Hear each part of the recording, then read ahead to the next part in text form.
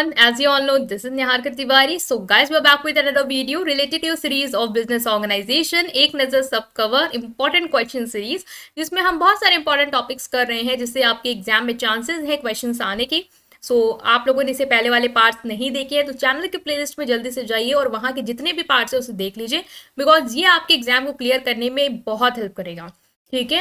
अब हम लोग इसमें दो इम्पॉर्टेंट टॉपिक देखेंगे और उनके अंदर का सारा कंटेंट जो है वो स्टडी करेंगे इजी लैंग्वेज में बिकॉज जब पेपर होता है तो थोड़ी टेंशन होती है कि कॉम्प्लेक्स तो समझ ही में नहीं आता, सिंपल समझ में आता है। तो आई ट्राई कि मैं ऐसे ही पढ़ाऊँ। ठीक है, अब ज़्यादा बात नहीं करेंगे, बस वीडियो को स्टार्ट करेंगे। So without any further delay let's start this video.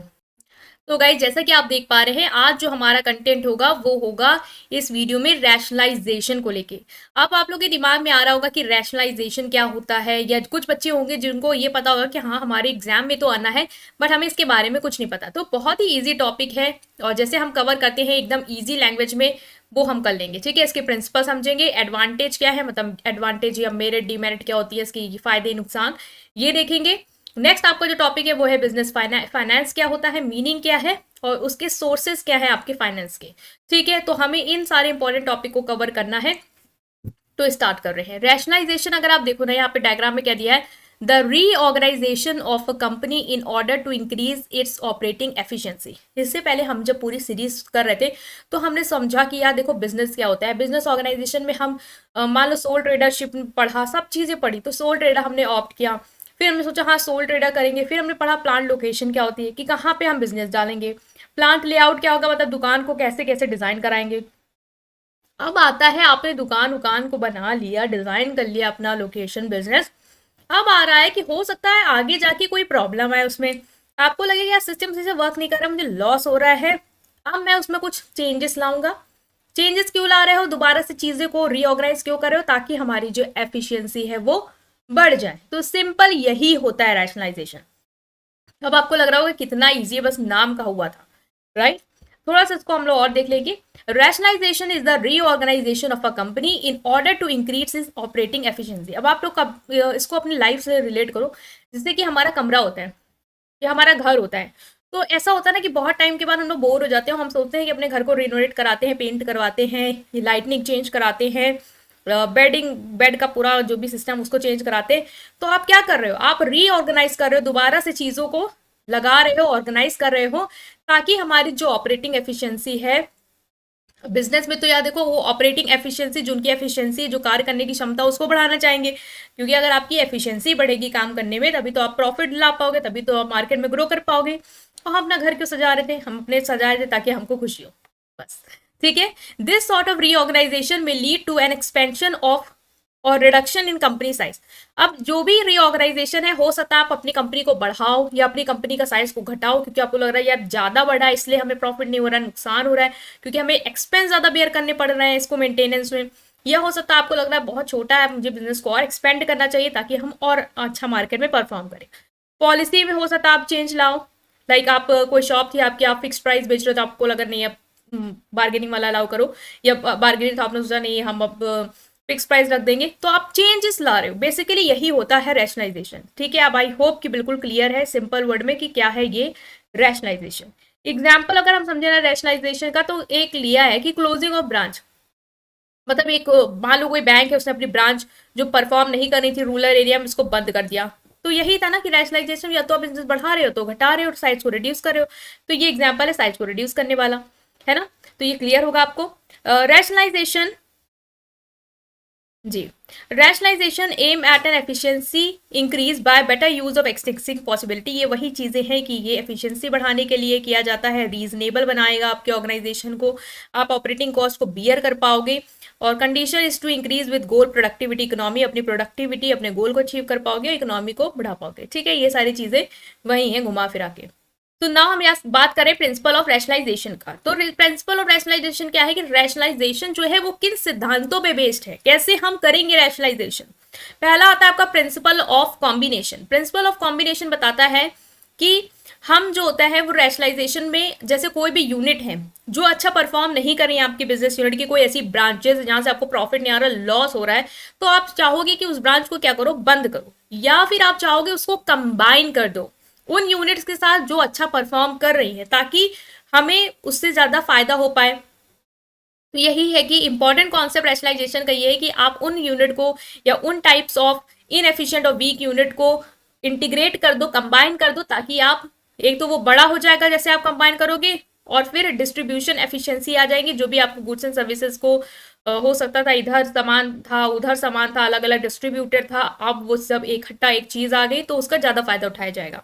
ठीक है, एसेट कंबाइन हो गए। तो ये है कि प्रिंसिपल ऑफ कॉम्बिनेशन आता है आपका रैशनलाइजेशन में।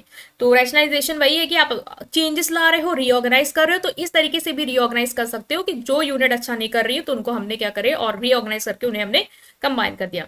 Next is standardisation principle. अब आपको लगा नहीं है, ऐसा कुछ नहीं है, यूनिट तो सही परफॉर्म कर रही है, और कैसे मैं अपनी एफिशिएंसी बढ़ाऊं, क्या क्या चेंजेस लाऊं। तो इस प्रिंसिपल के अकॉर्डिंग आप quality and standard of item must be maintain in order to create more sale and less advertising. आप स्टैंडर्ड प्रोडक्ट बनाओ या स्टैंडर्डाइजेशन में डील करो। अगर आप एक जैसे ही प्रोडक्ट बना रहे हो, लाइक अगर आप अंकल चिप्स बना रहे हो तो आप अंकल चिप्स बना रहे हो, या लेज बना रहे हो तो सिर्फ लेज में ही डील कर रहे हो, इससे क्या होगा, आपकी एडवर्टाइजिंग आपको कम पड़ेगी।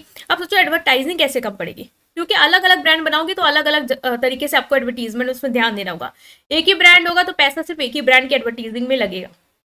ठीक है, और सेल आपकी ज्यादा से ज्यादा होगी, बल्क में प्रोडक्ट प्रोड्यूस होगा, अच्छे से प्रोसेस एक फ्लो में वर्क करेगा, तो आप ज्यादा से ज्यादा सेल करके रेवेन्यू कमाओगे। प्रिंसिपल ऑफ स्पेशलाइजेशन क्या कहता है, according to this theory specialisation leads to standardisation. Standardisation किस वजह से होता है, स्पेशलाइजेशन की वजह से। अब स्पेशलाइजेशन आपने देखा होगा, कहते हैं ना कि मेरा स्पेशलाइजेशन है इस फील्ड में, मतलब कि मैं स्पेशलिस्ट हूं, मुझे ज्ञान ज्यादा है इस बारे में। तो आप क्या करो, अपने ऑर्गेनाइजेशन में जो भी काम है उसको ऐसे डिवाइड कर दो, division of labour based on efficiency and knowledge. मतलब कि हर एक पर्सन को वो एक पर्टिकुलर काम दे दो, अगर वो पर्टिकुलर काम बार बार वो करेगा ना तो उसको उसमें एक्सपर्ट बन जाएगा वो। तो हमें स्पेशलाइजेशन देखने को मिलेगा, और स्पेशलाइजेशन होगा तभी एक जैसे प्रोडक्ट और सिमिलर स्टैंडर्ड देखने को मिल पाएगा, डेविएशन नहीं होगा ज्यादा। ठीक है, so that best use of available resource can be made. अब हर एक पर्सन को पता होगा कि उसको क्या काम करना है, तो वो जिस काम के लिए बना होगा उसमें अपना बेस्ट देगा और बेटर यूटिलाइजेशन कर पाएगा, क्योंकि उसको समझ में आ जाएगी कि कैसे मुझे किस चीज को रन करना है। ठीक है, इस तरीके से रीऑर्गेनाइजेशन हो सकता है आपका। ठीक है, नेक्स्ट जो है वो है आपका सिंप्लीफिकेशन प्रिंसिपल। अब सिंप्लीफिकेशन प्रिंसिपल क्या कहता है, ये कहता है कि production process are greatly simplified as a result of standardisation. अब ये यहाँ पे ऐसे है रेड लाइन, क्योंकि होता है कि आप जेड यूज करो या एस यूज करो, ठीक है, तो इसको इग्नोर करेंगे। The production process are greatly simplified as a result standardisation specialisation. जब आप स्टैंडर्डाइजेशन कर देते हो, एक जैसे प्रोडक्ट में डील कर रहे हो, एक आपने सेट कर दिया एक बेंचमार्क की ऐसा ही होना चाहिए, एग्जैक्ट अब वैसी ही चीजें बननी है, स्पेशलाइजेशन कर दिया, सबको अपना काम बता दिया, तो बहुत ही सिंपल हो गया आपके लिए बिजनेस को रन करना। सबको अपना काम पता है, कैसे काम करना है, सबको पता है कैसे बनना है। अब मेरा सिंपली आराम से जो काम है वो चल रहा है। तो इससे क्या होगा, आपका प्रोडक्शन बढ़ेगा लोअर कॉस्ट में, और सेल्स आपकी बढ़ जाएगी। ठीक है, next is the mechanism mechanisation principle. Mechanisation क्या बोलता है, मैकेनिज्म क्या बोलता है, ये कहता है कि आप मशीन्स को प्रमोट करो। ये कहता है कि आप ह्यूमन लेबर को रिप्लेस कर दो मशीन से। According to mechanisation leads to automation. Automation क्यों, क्योंकि आप वर्कर से काम करा रहे हो तो ऑटोमेशन होगा, क्योंकि मशीन से, सॉरी, आप मशीन से काम कर रहे हो, नॉट वर्कर, आप मशीन से काम करा रहे हो तो ऑटोमेशन होगा, क्योंकि मशीन अपना काम करेंगी, आपको लेबर की जरूरत नहीं होगी। और ऐसा माना जाता है कि मशीन से काम आप अच्छे तरीके से करा सकते हो, इन सेंस की एक फ्लो रहेगा, मशीन वर्क में रहेंगी, लोग हैं वो तो मोटिवेट होते हैं, डिमोटिवेट होते हैं, तो उनकी फीलिंग्स तो है नहीं मशीन की, तो जो आप दे रहे हो काम वो एग्जैक्ट वैसा कर रही है। तो इस तरीके से हो सकता है कि स्पीड बढ़ सकती है, आपकी एफिशिएंसी बढ़ सकती है। तो ये प्रिंसिपल कहता है इस तरीके से भी आप क्या कर सकते हो, रीऑर्गेनाइजेशन कर सकते हो अपनी ऑर्गेनाइजेशन का या बिजनेस का, जिससे कि आप अपनी एफिशिएंसी बढ़ा लोगे। Next is modernisation principle. मतलब कि जो भी आउटडेटेड मशीन्स हैं आपके पास पुरानी, उनको आप क्या करो, रिप्लेस करो मॉडर्न मशीन से, जिससे भी आपकी एफिशिएंसी बढ़ जाएगी। और ये भी आपने कुछ चेंज करा अपनी ऑर्गेनाइजेशन में, तो ये किस में आएगा, रैशनलाइजेशन में। ठीक है, समझ में आ रहा है। Next is principle of industry. ये लास्ट है प्रिंसिपल। इसमें क्या है, wide implication of scientific management. आप साइंटिफिक मैनेजमेंट का यूज करो ज्यादा से ज्यादा। Scientific investigation and management approaches will assure improved efficiency, lower production cost and time saving. जब आप हिट एंड ट्रायल मेथड नहीं यूज करते हो कि अरे ये करेंगे तो ये होगा, ये करते हैं तो ये होगा, बल्कि आप वो मेथड या चीजें यूज करो जो साइंटिफिकली प्रूवन है कि हाँ इसका करने से रिजल्ट ये आएगा, मिलेगा ही मिलेगा। इससे क्या होगा, आपकी एफिशिएंसी इंप्रूव होगी, टाइम सेव होगा। यहाँ पे आप तुक्केबाजी नहीं कर रहे हो कि ये हो सकता है, हो सकता है, आपको पता है कि हाँ ये इससे मुझे फायदा होना ही है, तो आप वो कर रहे हो। और आपकी प्रोडक्शन कॉस्ट भी रिड्यूस होगी, क्योंकि हो सकता है अगर आप तुक्के लगा रहे हैं कि हमारे ऑर्गेनाइजेशन के लिए ये फायदा कर सकता है, मुझे ऐसे कर देना चाहिए, मार्केट इस तरीके से रिस्पॉन्ड करेगी अगर मैं प्रोडक्ट में ये चेंज लाऊंगा, पैकेजिंग में चेंज कर दूं, तो वो हो सकता है कि आपकी प्रोडक्शन कॉस्ट बढ़ जाए, आप कर दो बट उससे कोई फायदा ना निकले। तो ऐसे मेथड यूज करो या ऐसा मैनेजमेंट करो जो साइंटिफिकली प्रूवन हो। ठीक है, तो ये था आपका। सो अब आते हैं इसके कुछ एडवांटेज हैं। अब हमने पढ़ लिया रैशनलाइजेशन क्या होता है, हमने समझ लिया कि हाँ जब हम चीज़ों को रीऑर्गेनाइज करते हैं ताकि हमारी एफिशिएंसी बढ़ जाए, वो है रैशनलाइजेशन। बट इससे हमें फ़ायदा क्या है, देखो फ़ायदा तो हमने इसमें पढ़ लिया था ना प्रिंसिपल में, कि हमें इससे क्या फ़ायदा हो रहा था, एक स्पेशलाइजेशन आ रहा है, एक स्टैंडर्डाइजेशन आ रहा है, हमारी एफिशिएंसी बढ़ रही है, हमारी कॉस्ट कम हो रही है, यही तो फायदे हमने पढ़े थे। तो वही सारी चीजें हमें यहाँ लिखनी है कि बेटर प्रोडक्शन, आप अच्छा प्रोडक्शन कर पा रहे हो, क्योंकि अब आपको पता है, आपने लेबर को उनके काम के अकॉर्डिंग डिवाइड किया है, आपने एक स्टैंडर्ड प्रोडक्ट सेट कर दिया कि देखो यही स्टैंडर्ड मुझे चाहिए, इससे इधर उधर चीज नहीं जानी चाहिए। तो अब आपका प्रोडक्शन एक अच्छा क्वालिटी का एक बेटर प्रोडक्शन आप कर पाओगे। It improve the quantity and quality of product by utilising man material machine in the best way. अच्छी मशीन लगा रहे हो अब जो मॉडर्न है, मटेरियल यूज कर रहे हो अच्छी क्वालिटी का, मैन को अच्छे से यूटिलाइज कर रहे हो, मैनेज कर रहे हो, इससे क्या होगा, आपकी क्वालिटी और क्वांटिटी प्रोडक्ट का दोनों ही यूज, मतलब दोनों ही इंप्रूव होगा। Cost and product can be reduced greatly by using specialised machine and equipment. ये कॉस्ट एंड प्रोडक्ट नहीं, ये होगा कॉस्ट ऑफ प्रोडक्ट। ठीक है, तो इसको आप लोग अपने हैंडल से क्या करोगे, थोड़ा सा सही कर लोगे, यहाँ पे कर लेना ऑफ। कॉस्ट ऑफ प्रोडक्ट, आप जो है वो प्रोडक्ट की कॉस्ट रिड्यूस कर सकते हो, कैसे, मशीन और इक्विपमेंट को स्पेशलाइज्ड करके। स्पेशलाइज्ड मतलब कि जो भी आपको मशीन या इक्विपमेंट जिस पर्पस के लिए यूज करनी है उसके लिए आप स्पेशल मशीन्स लाओ कि हाँ ये मशीन इसी के काम आएगी, या फिर ऐसी मशीन्स लाओ जो आपकी मतलब मॉडर्न हो। ये वाला सेंस ज़्यादा अच्छा आएगा इसमें कि आप मॉडर्न मशीन्स यूज करो, न्यू टेक्नोलॉजी यूज करो, उससे भी आपका अच्छा प्रोडक्ट निकल के आएगा और कॉस्ट आपकी रिड्यूस हो पाएगी। हो सकता है आप पुरानी मशीन यूज़ कर रहे हो जिससे आपका जो प्रोडक्ट है उसकी कॉस्ट और बढ़ रही है, मेंटेनेंस आपको कराना पड़ रहा है, प्रोडक्ट कभी इतना अच्छा गुड नहीं आ पा रहा है, निकल के खराब हो रहे हैं, तो वो सारी चीज़ें नहीं होंगी। Worker get good wages and incentives, worker अब अच्छे से काम कर रहे हैं तो उनको ऑब्वियस हम अच्छा वेजेस देंगे, उनको इंसेंटिव्स अच्छे देंगे रैशनलाइजेशन की वजह से, क्योंकि हमने अगर इंप्रूव किया, हमारी एफिशिएंसी इंप्रूव हो रही, तो वर्कर पे भी अच्छा इम्पैक्ट आएगा इसका। It eliminate cutthroat competition by establishing cooperation between the producer. ये कटथ्रोट कंपटीशन भी एलिमिनेट करता है, मतलब अब आपको ज़रूरत नहीं है कि आप कटथ्रोट कंपटीशन करो एक दूसरे से। इससे क्या होगा, यहाँ पे आप कॉपरेशंस ला सकते हो प्रोड्यूसर्स के बीच में, वो आपस में एक दूसरे के साथ कॉपरेट करके चीज़ों को और बेटर कर सकते हैं, इंप्रूव कर सकते हैं, अपने एंड पे अपनी चीज़ों को रीऑर्गेनाइज कर सकते हैं। इससे क्या होगा, उनको आपस में लड़ने की ज़रूरत नहीं है, बल्कि एक दूसरे को ग्रो करने में सपोर्ट करने की ज़रूरत है। तो ये भी हो सकता है। It help in provision of superior quality good, ये तो हमें पता है कि अच्छी क्वालिटी ऑफ गुड आप बना पाओगे, लोअर प्राइस पे बना पाओगे कस्टमर के लिए। इससे क्या होगा, कस्टमर पे भी अच्छा असर आएगा, उनकी स्टैंडर्ड ऑफ लिविंग बढ़ेगी। अब वो कम पैसों में अच्छा क्वालिटी खरीद पाएंगे तो ऑब्वियस है उनका जो लिविंग स्टैंडर्ड है वो इम्प्रूव होगा। ठीक है, तो ये कुछ आपके एडवांटेज थे कि रैशनलाइजेशन क्यों करना चाहिए। नेक्स्ट है कि डिसएडवांटेज क्या है। कोई भी चीज़ हो अगर उससे कोई फायदे तो नुकसान भी होंगे। तो डिसएडवांटेज है अनएम्प्लॉयमेंट। हमने पढ़ा था एक प्रिंसिपल था मॉडर्नाइजेशन का या मैकेनाइजेशन था, वो कहता था कि रिप्लेस कर दो लेबर को मशीन से। तो business rationalisation leads to the adoption of machine, as a result labours are often oppose to rationalisation. इसलिए लेबर जो होते हैं वो रैशनलाइजेशन को अपोज करते हैं, उन्हें लगता है आप रीऑर्गेनाइजेशन मत करो, हो सकता है आप कंप्यूटर ले और हमारी जॉब जो है वो हमसे छिन जाए। तो ये शॉर्ट रन में ऐसा डर होता है, लेकिन अगर आप लॉन्ग रन में देखो तो ये आपको फायदा देगा रैशनलाइजेशन, क्योंकि जैसे आप चीज़ों को बढ़ाओगे, अपनी यूनिट को एक्सपैंड करोगे तो आपको और ज़्यादा वर्कर की रिक्वायरमेंट होगी, तो ये जॉब क्रिएट ही करेगा। लेकिन अगर इस साइड में शॉर्ट रन में देखें तो हो सकता है अनएम्प्लॉयमेंट जो है वो आपको सफ़र करना पड़े। मोनोपोली ग्रोथ हो सकती है, there is a risk of monopoly growth, monopoly institution are destroying the growth of cotton and small scale industry.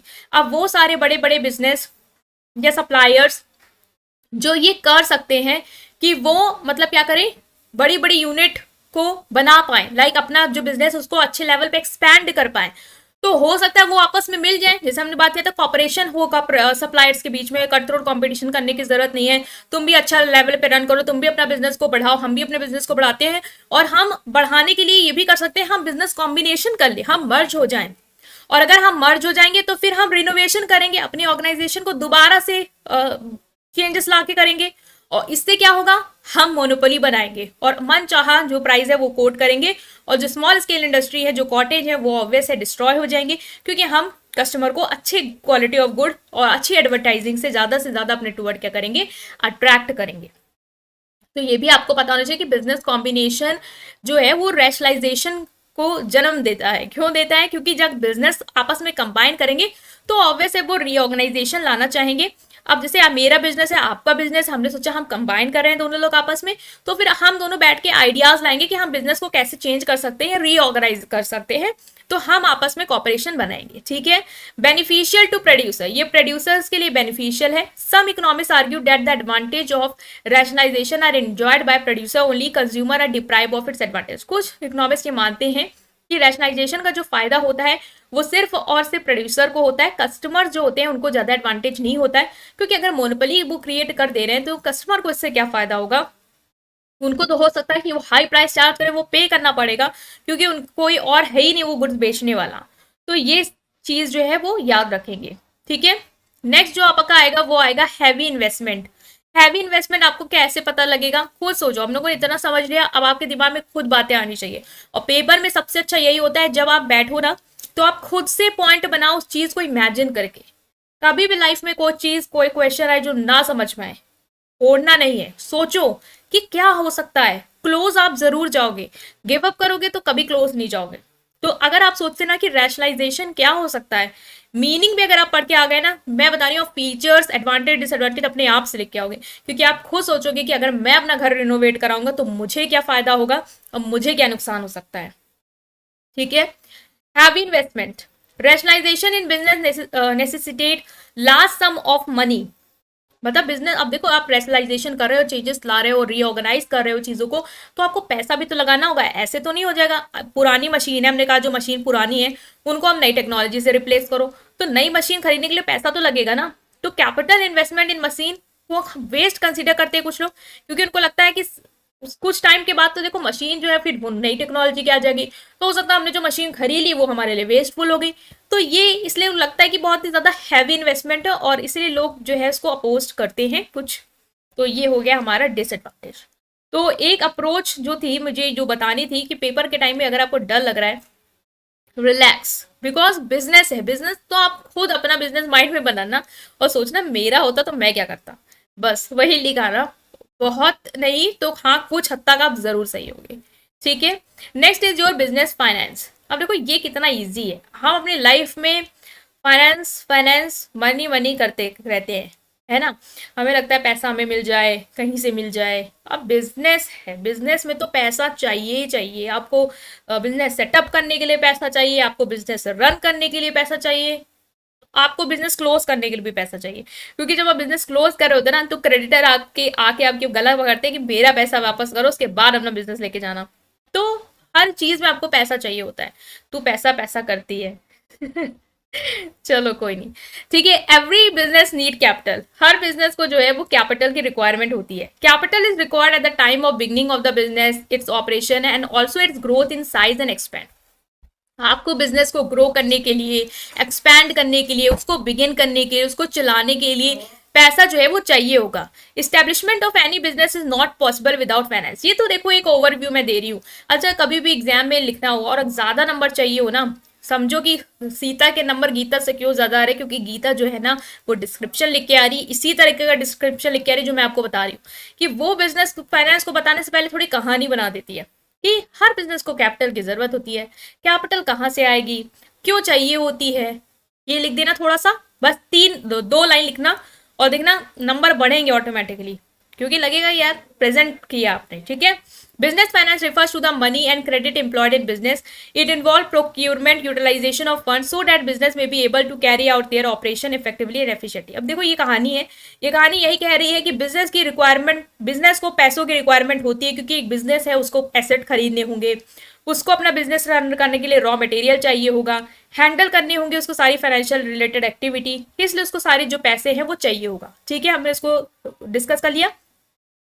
Next is financial need of business. अब ये टॉपिक आता है आपके बिजनेस पेपर में कि बिजनेस की फाइनेंशियल नीड क्या है, ठीक है। और इसमें आपको कुछ नहीं, एक पैरा लिखना होगा। जो भी आप कभी भी पैरा ना एकदम पूरा खाली पैरा ना लिख के आना, पॉइंट में थोड़ा, जैसे मैं स्लाइड बनाई ना, चेंज देखो किया हुआ है, 3 लाइन के बाद 3 लाइन के बाद, इससे क्या होगा, थोड़ा प्रेजेंटेबल लगता है, पेज भी आपका कवर होगा अच्छा, और उसको भी लगेगा आपने घिचपिच नहीं करी, क्योंकि घिचपिच कोई नहीं पढ़ना चाहता, ठीक है। तो today finance is required for any company, it primary focus is to increase profit and minimise financial risk. Business finance is needed in all the type of organisation, large small, manufacturing, trading or any type. हर मतलब कोई भी हो, छोटा, आप ये कहो ना छोटे बिजनेस को तो पैसे नहीं चाहिए, चाय की दुकान खोलनी पैसे की जरूरत नहीं, ऐसे खुल जाएगी हवा में, ऐसा नहीं होता। हर टाइप ऑफ ऑर्गेनाइजेशन को पैसे की जरूरत है। Funds are required for the purchase. अब देखो ये नीड है बिजनेस की, बिजनेस को क्यों फाइनेंशियल नीड है, क्योंकि बिजनेस में हर टाइप ऑफ ऑर्गेनाइजेशन को पैसे चाहिए होते हैं, फंड चाहिए होता है, ताकि आप land, building, machinery, fix asset, ये सारी चीजें खरीद पाओ। इसके अलावा आप डे टू डे एक्सपेंस को पूरा कर पाओ, ठीक है। इलेक्ट्रिसिटी बिल पे कर पाओ, वेजेस एंड सैलरी दे पाओ, टेलीफोन बिल्स दे पाओ, यही सब तो बिजनेस की फाइनेंशियल नीड है। Money is required to bridge the time gap between production and sale. Beside producer may be necessary to change the office setup in order to install computer.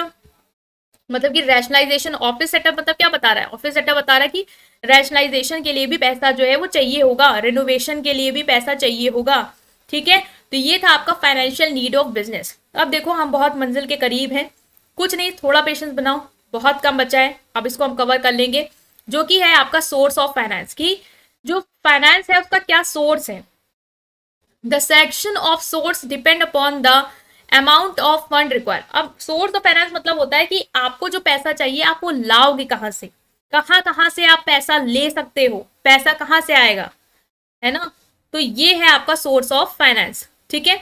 तो इसमें आता है कि selection of source of finance depend on the amount of fund requirement. अब ये source का selection हम इस पे डिपेंड करता है कि आपको पहली बात तो पैसा कितना चाहिए, आपकी बिजनेस का नेचर क्या है, रीपेमेंट पीरियड कितना, डेट इक्विटी मिक्स कितना। अब पैसे की जरूरत क्यों है, कम पैसा है चाहिए तो आप फ्रेंड से ले लो, या फिर हो सकता है कि हाँ थोड़ा छोटा मोटा अपने लोन करा लिया। ज्यादा आपको पैसा चाहिए तो आपको फिर शेयर डिबेंचर को इश्यू करना होगा।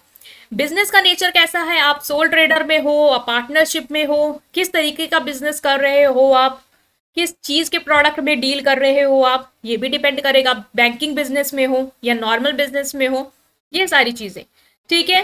तो fund required for acquiring machine, land, building should be procured from such sources the tenure of which must be between 5 to 10 years।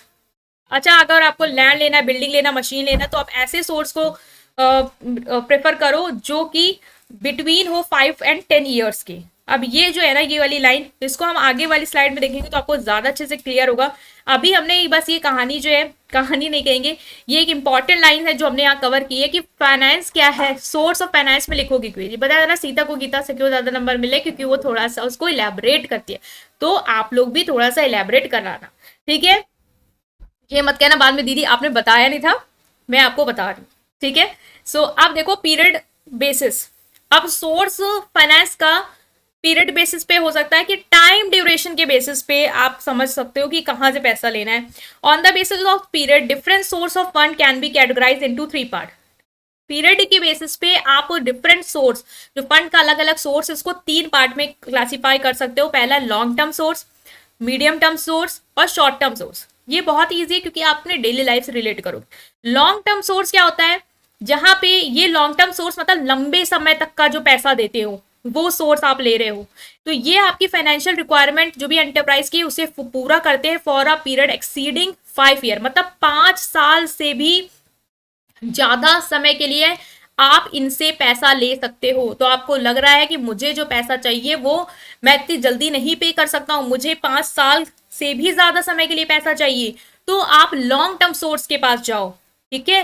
And include source such as share, debenture, long term borrowing आप करो, लंबे समय तक के लिए loan लो, ठीक है, financial institution से शेयर्स, डिबेंचर ये आप करो। अब कंपनी जो है वो शेयर इशू करती है, तो जो कंपनी शेयर इशू करती है ना वो लॉन्ग टर्म के लिए पैसा ले रही होती है लोगों से, ठीक है। Such financing is generally required for acquisition of fix asset such as equipment. और ये लॉन्ग टर्म सोर्स का पैसा आपको लंबे समय तक के लिए चाहिए क्यों?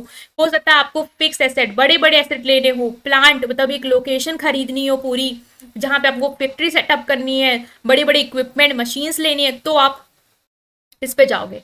मीडियम सोर्स देखो क्या होता है, जो आपको पैसा देता है मोर देन 1 ईयर, 1 साल से तो ज्यादा देगा लेकिन 5 साल से कम देगा, क्योंकि 5 साल से ज्यादा जो देगा वो देगा लॉन्ग टर्म सोर्स, ठीक है। तो ये कौन है? ये है वो जो आपको देंगे लेकिन लंबे समय तक के लिए नहीं देना पसंद करेंगे, ये आपको देंगे 1 से ज्यादा, 5 से कम। These source include borrowing from commercial bank. आप कमर्शियल बैंक जो भी आपके बैंक हैं लाइक कैनरा बैंक हो गया, आपका एसबीआई बैंक हो गया, इनसे ले लो पैसा। पब्लिक डिपॉजिट कर लिया आपने, पब्लिक से डिपॉजिट जैसे गवर्नमेंट लेती है, जो गवर्नमेंट बैंक है वो कर सकते हैं। लीजिंग फाइनेंसिंग कर सकते हैं, लोन फ्रॉम फाइनेंशियल इंस्टीट्यूशन, ये सारी चीजें, ठीक है।